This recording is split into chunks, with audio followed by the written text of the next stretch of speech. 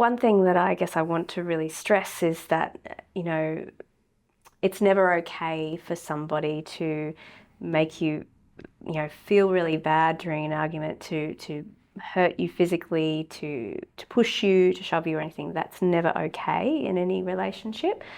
And I guess it does really concern me that there might be some other things going on at home that we might also consider forms of domestic family violence or abuse. It is a really common thing and it occurs in all walks of life, in all levels of society. It is very, very common.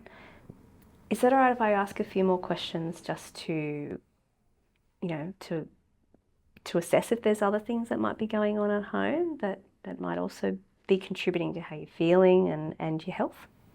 Yeah. Okay. In terms of, let's talk about finances. So in terms of finances, so you work full-time, your husband works full-time. Yeah. Do you have your own money? Does he look after the finances mainly? Is there an allowance? How does that usually work for you guys in the household?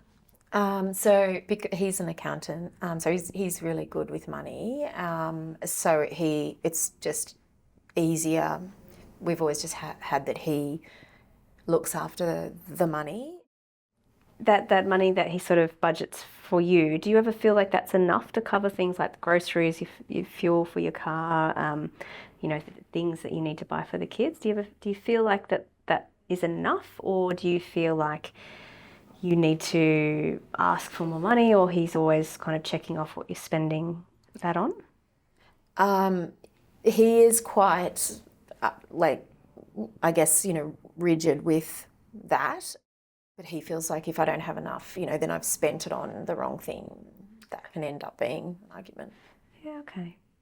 And just in terms of like your other relationships in your life, like have you got family, friends, like who else are your good supports for you personally? I think just because it's so busy at work and with the family. So, yeah, and he doesn't get along very well with my parents. When you have tried to catch up with friends or family in the past, have you ever felt that he's made that more difficult for you, or when you've been out, he's kind of texting or calling you constantly, wondering where you are or checking up on you? Yeah, I mean, I had a mother's group, and there's been times when he hasn't believed or has questioned where I am. So it was just easier not to do those catch-ups. Okay. And, have there been times where your partner's perhaps been quite jealous, or of you talking to, maybe someone of the opposite sex, or, have you felt you've really had to change your behaviour or limit any kind of male friends that you maybe have had in your life? I did. He does get jealous. Like, he doesn't like me talking to. So I just stopped, being sort of friendly with them at work. Yeah, okay. And so, I mean, that's a lot of, additional stresses, I guess, for you too, having to worry about how your partner might respond to just kind of normal things that you're doing in your day. Do you ever feel like your partner's checking up on you, checking your phone, or kind of tracking where you're going or anything like that? He does.